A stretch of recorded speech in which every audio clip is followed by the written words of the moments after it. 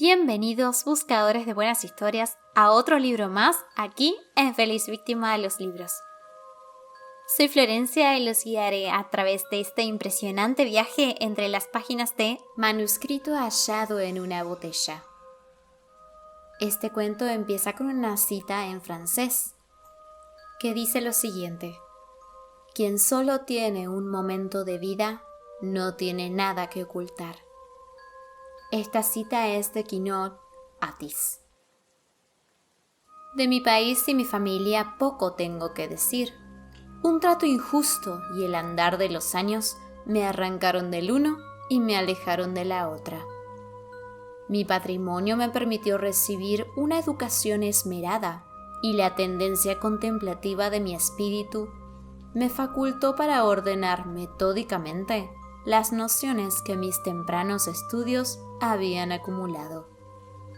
Las obras de los moralistas alemanes me proporcionaban un placer superior a cualquier otro, no porque admirara equivocadamente su elocuente locura, sino por la facilidad con que mis rígidos hábitos mentales me permitían descubrir sus falsedades.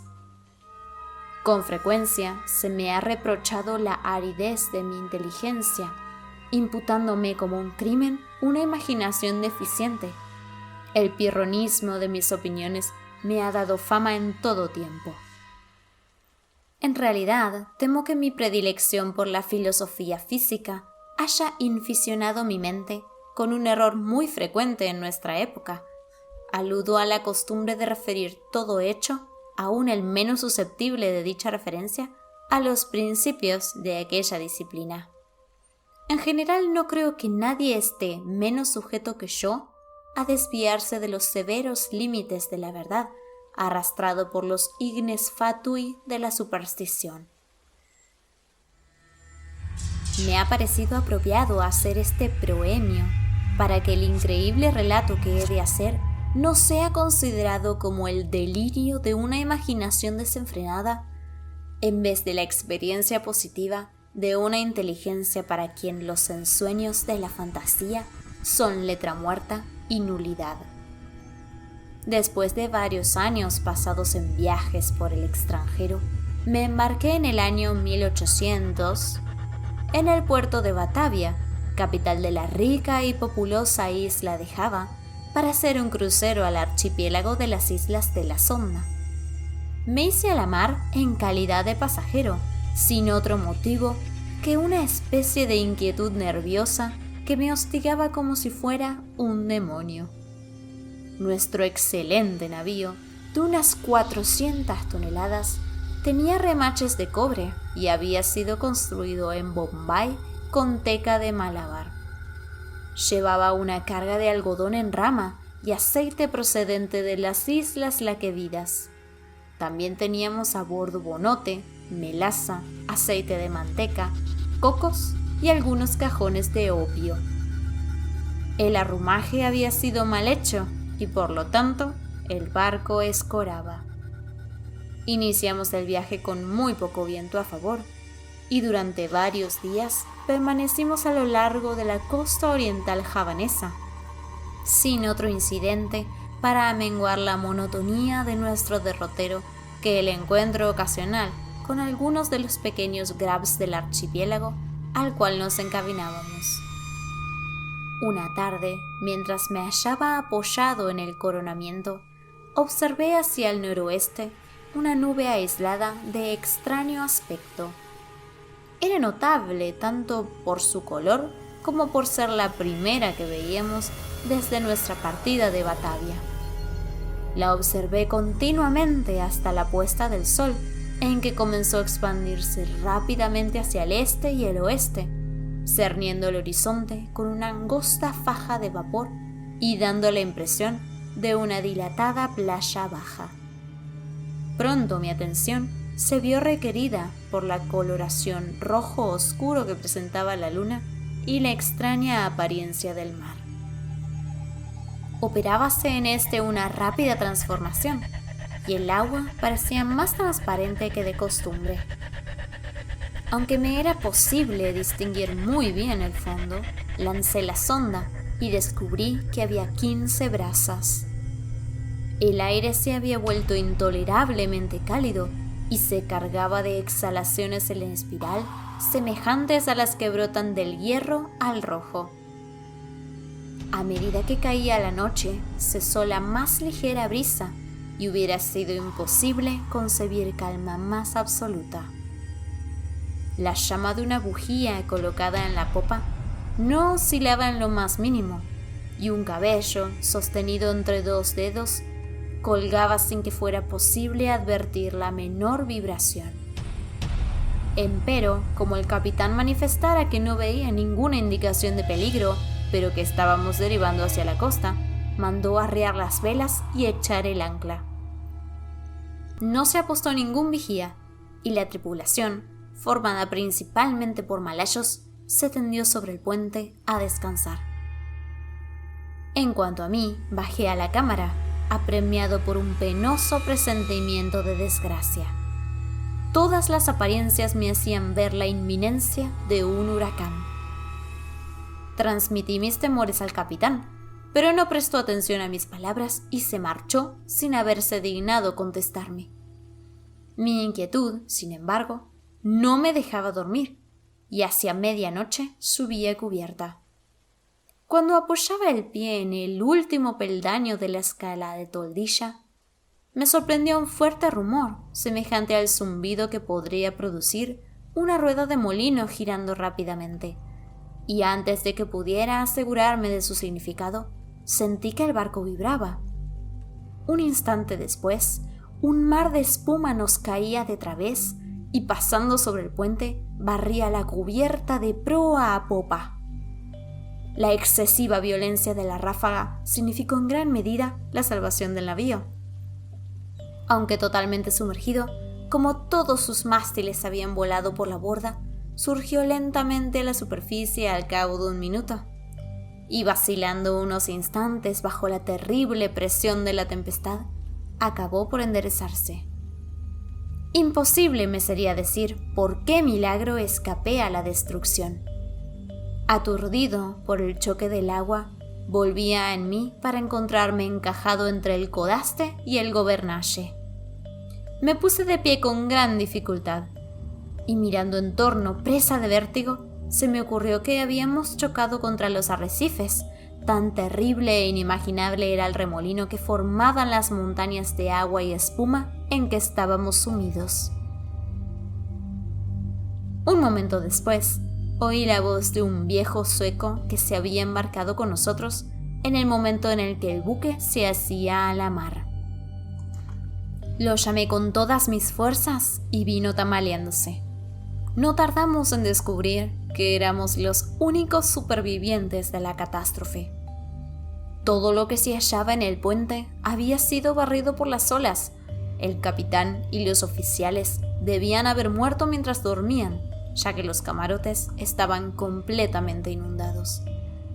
Sin ayuda, poco era lo que podíamos hacer, y nos sentimos paralizados por la idea de que no tardaríamos en zozobrar. Como se supondrá, el cable del ancla se había roto como un bramante al primer embate del huracán, ya que de no ser así, nos habríamos hundido en un instante. Corríamos a espantosa velocidad y las olas rompían sobre cubierta. El maderamen de popa estaba muy destrozado y todo el navío presentaba gravísimas averías. Empero, vimos con alborozo que las bombas no se habían atascado y que el lastre no parecía haberse desplazado. Ya la primera furia de la ráfaga estaba amainando y no corríamos mucho peligro por causa del viento, pero nos aterraba la idea de que cesara completamente, sabedores de que naufragaríamos en el agitado oleaje que seguiría de inmediato. Este legítimo temor no se vio, sin embargo, verificado. Durante 5 días y 5 noches, durante los cuales nos alimentamos con una pequeña cantidad de melaza de azúcar trabajosamente obtenida en el castillo de proa, el desmelenado navío corrió a una velocidad que desafiaba toda medida, impulsado por sucesivas ráfagas que, sin igualar la violencia de la primera, eran sin embargo más aterradoras que cualquier otra tempestad que hubiera visto antes. Con pequeñas variantes, navegamos durante los primeros 4 días hacia el sud-sudeste y debimos de pasar cerca de la costa de Nueva Holanda. Al 5.º día, el tiempo se puso muy frío, aunque el viento había girado un poco hacia el norte. El sol se alzó con una coloración amarillenta y enfermiza y remontó unos pocos grados sobre el horizonte, sin irradiar una luz intensa. No se veían nubes y, sin embargo, el viento arreciaba más y más, soplando con furiosas ráfagas irregulares. Hacia mediodía, hasta donde podíamos calcular la hora, el sol nos llamó de nuevo la atención. No daba luz que mereciera propiamente tal nombre, sino un resplandor apagado y lúgubre, sin reflejos, como si todos sus rayos estuvieran polarizados.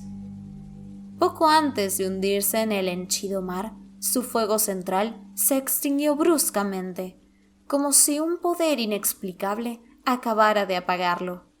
Solo quedó un aro pálido y plateado, sumergiéndose en el insondable mar. Esperamos en vano la llegada del 6.º día. Para mí, ese día no ha llegado, y para el sueco no llegó jamás. Desde aquel momento quedamos envueltos en profundas tinieblas, al punto que no hubiéramos podido ver nada a 20 pasos del barco. La noche eterna continuó rodeándonos, ni siquiera amenguada por esa brillantez fosfórica del mar a la cual nos habíamos habituado en los trópicos. Observamos, además, que si bien la tempestad continuaba con inflexible violencia, no se observaba ya el oleaje espumoso que nos envolvía antes. Alrededor de nosotros todo era horror, profunda oscuridad y un negro desierto de ébano. El espanto supersticioso ganaba poco a poco el espíritu del viejo sueco y mi alma estaba envuelta en silencioso asombro. Descuidamos toda atención del barco por considerarla ociosa y nos aseguramos lo mejor posible en el tocón del palo de mesana, mirando amargamente hacia el inmenso océano. No teníamos manera de calcular el tiempo y era imposible deducir nuestra posición. Advertíamos, sin embargo, que llevábamos navegando hacia el sur una distancia mayor que la recorrida por cualquier navegante, y mucho nos asombró no encontrar los habituales obstáculos de hielo. Entretanto, cada minuto amenazaba con ser el último de nuestras vidas, y olas grandes como montañas se precipitaban para aniquilarnos. El oleaje sobrepasaba todo lo que yo había creído. Solo por milagro no zozobrábamos a cada instante. Mi compañero aludió a la ligereza de nuestro cargamento, recordándome las excelentes cualidades del barco.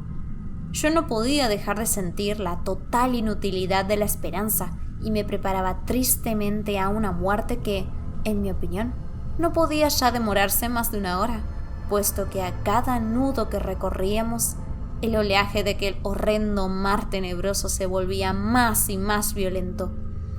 Por momentos jadeábamos en procura de aire, remontados a una altura superior a la del albatros, y en otros nos mareaba la velocidad del descenso a un infierno líquido, donde el aire parecía estancado y ningún sonido turbaba el sueño del kraken. Nos hallábamos en la profundidad de uno de esos abismos cuando un súbito clamor de mi compañero se alzó horriblemente en la noche. «¡Mire, mire!», me gritaba al oído. «¡Dios Todopoderoso, mire, mire!». Mientras hablaba, advertí un apagado resplandor rojizo que corría por los lados del enorme abismo donde nos habíamos hundido, arrojando una incierta lumbre sobre nuestra cubierta. Alzando los ojos, contemplé un espectáculo que me heló la sangre. A una espantosa elevación, inmediatamente por encima de nosotros y al borde mismo de aquel precipicio líquido, se cernía un gigantesco navío de quizá 4.000 toneladas. Aunque en la cresta de una ola tan enorme que lo sobrepasaba 100 veces en altura, sus medidas excedían las de cualquier barco de línea o de la Compañía de Indias Orientales. Su enorme casco era de un negro profundo y opaco, y no tenía ninguno de los mascarones o adornos propios de un navío.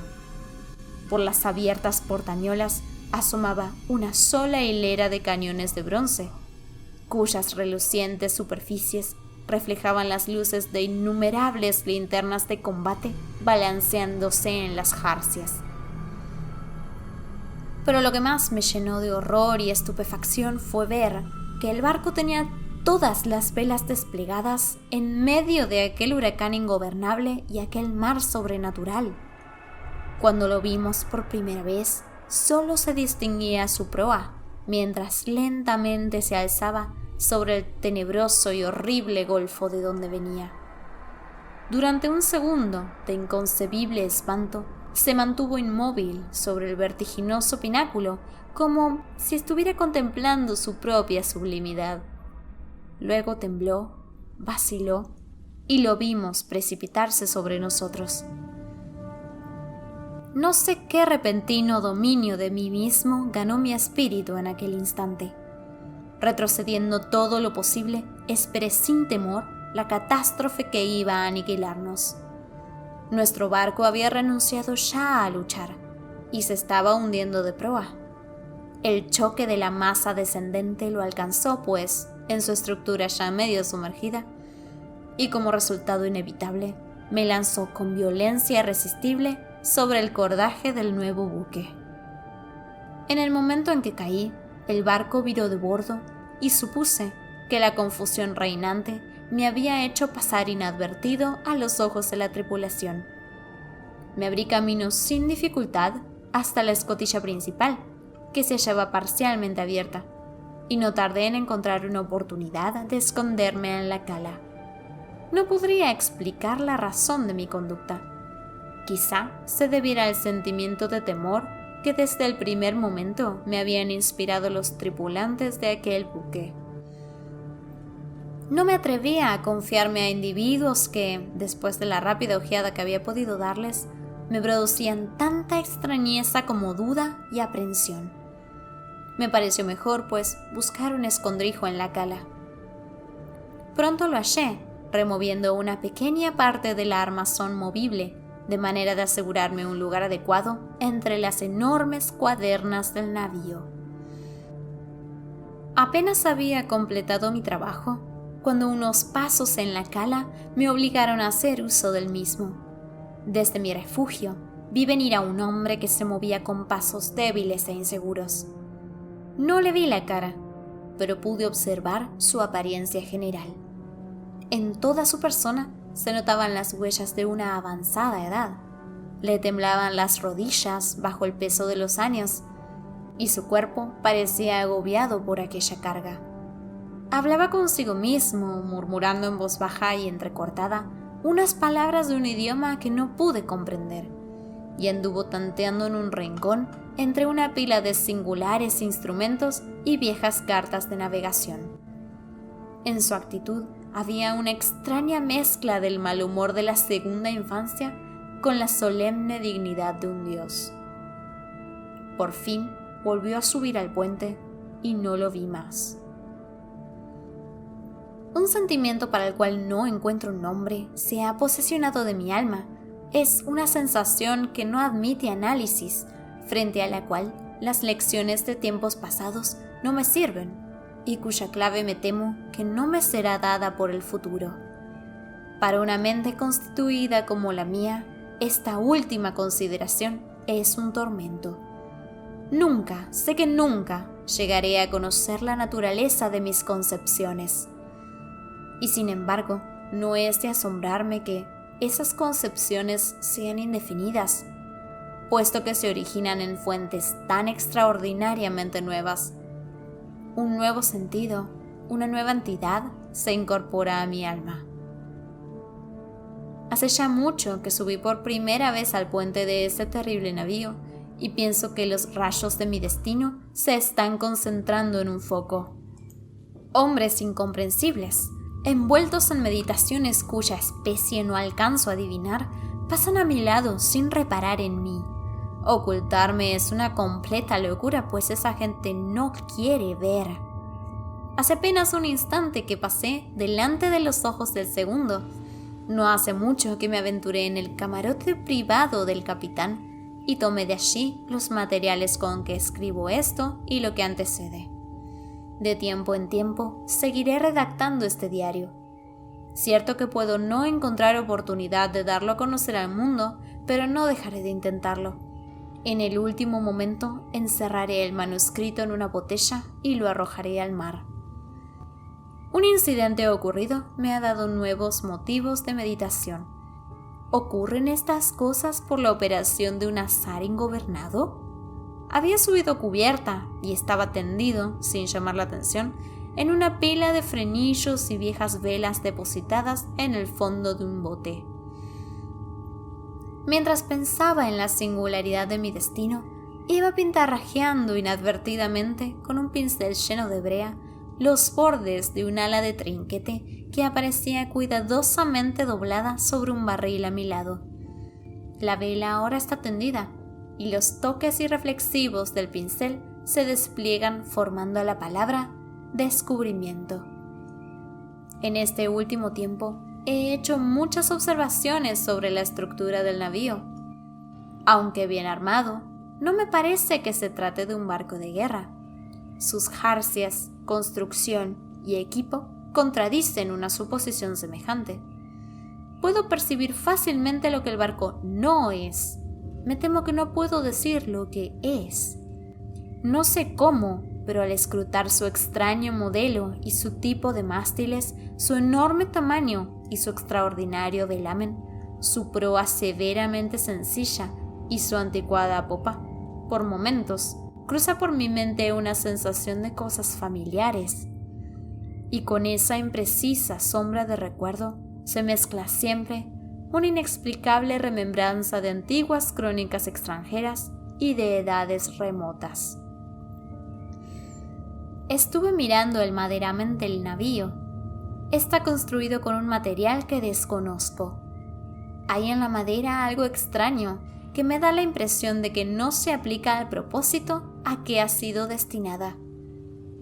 Aludo a su extrema porosidad, que no tiene nada que ver con los daños causados por los gusanos, lo cual es consecuencia de la navegación en estos mares y con la podredumbre resultante de su edad. Parecerá quizá que esta observación es excesivamente curiosa, pero dicha madera tendría todas las características del roble español si el roble español fuera dilatado por medios artificiales. Al leer la frase que antecede, viene a mi recuerdo un extraño dicho de un viejo lobo de mar holandés. Tan seguro es, afirmaba, siempre que alguien ponía en duda su veracidad, como que hay un mar donde los barcos crecen como el cuerpo viviente de un marino. Hace unas horas me mostré lo bastante osado como para mezclarme con un grupo de tripulantes. No me prestaron la menor atención, y aunque me hallaba en medio de ellos, no dieron ninguna señal de haber reparado en mi presencia. Al igual que el primero que había visto en la cala, todos mostraban señales de una avanzada edad. Sus rodillas achacosas temblaban, sus hombros se doblaban de decrepitud, su piel arrugada temblaba bajo el viento. Hablaban con voces bajas, trémulas, quebradas. En sus ojos brillaba el humor de la vejez, y sus grises cabellos se agitaban terriblemente en la tempestad. Alrededor, en toda la cubierta, yacían esparcidos instrumentos matemáticos de la más extraña y anticuada construcción. Mencioné hace algún tiempo que un ala del trinquete había sido izada. Desde ese momento, arrebatado por el viento, el navío ha seguido su aterradora carrera hacia el sur, con todo el trapo desplegado desde la punta de los mástiles hasta los botalones inferiores, hundiendo a cada momento los penoles de las vergas del Juanete en el más espantoso infierno de agua que imaginación humana alcance a concebir. Acabo de abandonar el puente, donde me es imposible mantenerme de pie. aunque la tripulación no parece experimentar inconveniente alguno. Para mí, es un milagro de milagros que nuestra enorme masa no sea tragada de una vez y para siempre. Seguramente estamos destinados a rondar continuamente al borde de la eternidad, sin precipitarnos por fin en el abismo. Pasamos a través de olas 1000 veces más gigantescas que las que he visto jamás, con la facilidad de una gaviota. Las colosales aguas alzan sus cabezas sobre nosotros como demonios de la profundidad, pero son demonios limitados a simples amenazas y a quienes se les ha prohibido destruir. Me siento inclinado a atribuir esta continua sobrevivencia a la única causa natural que puede explicar semejante efecto. Supongo que el barco está sometido a la influencia de alguna poderosa corriente o de una impetuosa resaca. He visto al capitán cara a cara, en su propia cabina, pero, como lo suponía, no me prestó la menor atención. Aunque para un observador casual nada hay en su apariencia que pueda parecer por encima o por debajo de lo humano, un sentimiento de incontenible reverencia y temor se mezcló al asombro con que lo contemplaba. Tiene casi mi estatura, es decir, 5 pies 8 pulgadas. Su cuerpo es proporcionado y sólido, sin ser especialmente robusto ni destacarse en nada. Mas la singularidad de su expresión, la intensa, la asombrosa, la estremecedora evidencia de una vejez tan grande, tan absoluta, dominó mi espíritu con una sensación, con un sentimiento inefable. Aunque poco arrugada, su frente parece soportar el sello de una miríada de años. Sus cabellos grises son crónicas del pasado, y sus ojos, aún más grises, son sibilas del futuro. El piso del camarote estaba cubierto de extraños infolios con broches de hierro, estropeados instrumentos científicos y viejísimas cartas de navegación fuera de uso. El capitán apoyaba la cabeza en las manos mientras contemplaba con llameantes e inquietos ojos un papel que tomé por una comisión y que en todo caso ostentaba la firma de un monarca. Murmuraba para sí mismo, como lo había hecho el primer marinero a quien vi en la cala, palabras confusas y malhumoradas en un idioma extranjero, y aunque estaba a un paso de mí, su voz parecía llegar a mis oídos desde una milla. El barco y todo lo que contiene está impregnado por el espíritu de la vejez. La tripulación se desliza de aquí para allá como los fantasmas de siglos sepultados. Sus ojos reflejan un pensar ansioso e intranquilo, y cuando sus dedos se iluminan bajo el extraño resplandor de las linternas de combate, me siento como no me he sentido jamás, aunque durante toda mi vida me interesaron las antigüedades y me saturé con las sombras de rotas columnas en Baalbek, Tadmor y en Persépolis, hasta que mi propia alma se convirtió en una ruina. Al mirar en torno, me avergüenzo de mis anteriores aprensiones. Si temblé ante el huracán que nos ha perseguido hasta ahora, ¿cómo no quedar transido de horror frente al asalto de un viento y un océano para los cuales las palabras tornado y tempestad resultan triviales e ineficaces? En la vecindad inmediata del navío reina la tiniebla de la noche eterna y un caos de agua sin espuma, pero a una legua, a cada lado, alcanzan a verse a intervalos y borrosamente gigantescas murallas de hielo que se alzan hasta el desolado cielo y que parecen las paredes del universo. Tal como imaginaba, no hay duda de que el navío está en una corriente, si cabe dar semejante nombre a una marea que, aullando y clamando entre las paredes de blanco hielo, corre hacia el sur con la resonancia de un trueno y la velocidad de una catarata cayendo a pico. Supongo que es absolutamente imposible concebir el horror de mis sensaciones. Sin embargo, sobre mi desesperación, predomina la curiosidad de penetrar en los misterios de estas horribles regiones y me reconcilia con la más atroz apariencia de la muerte. Es evidente que nos precipitamos hacia algún apasionante descubrimiento, un secreto incomunicable cuyo conocimiento entraña la destrucción. Quizá esta corriente nos lleva hacia el polo sur mismo. Preciso es confesar que una suposición tan desorbitada en apariencia tiene todas las probabilidades a su favor. La tripulación recorre el puente con pasos inquietos y vacilantes, pero noto en sus fisonomías una expresión donde el ardor de la esperanza sobrepasa la apatía de la desesperación. El viento sigue, entre tanto, de popa, y como llevamos desplegadas todas las velas, hay momentos en que el barco se ve levantado sobre el mar. ¡Oh, horror de horrores! El hielo acaba de abrirse a la derecha y a la izquierda, y estamos girando vertiginosamente en inmensos círculos concéntricos, bordeando un gigantesco anfiteatro cuyas paredes se pierden hacia arriba en la oscuridad y la distancia. Pero poco tiempo me queda para pensar en mi destino. Los círculos se están reduciendo rápidamente. Nos precipitamos en el torbellino, y entre el rugir, el aullar y el tronar del océano y la tempestad, el barco se estremece. ¡Oh Dios! Y se hunde. Este fue manuscrito hallado en una botella. Si querés seguir viendo este tipo de audiolibros en YouTube, apóyame con un me gusta y suscríbete, que me ayudaría muchísimo. Seguinos también en Instagram, donde subimos contenido diario relacionado. Si te ha gustado y no puedes esperar a escuchar los siguientes capítulos, apretá la campanita, así YouTube te avisa cuando subo los próximos capítulos. Y me despido de ustedes, buscadores de buenas historias. Hasta la próxima.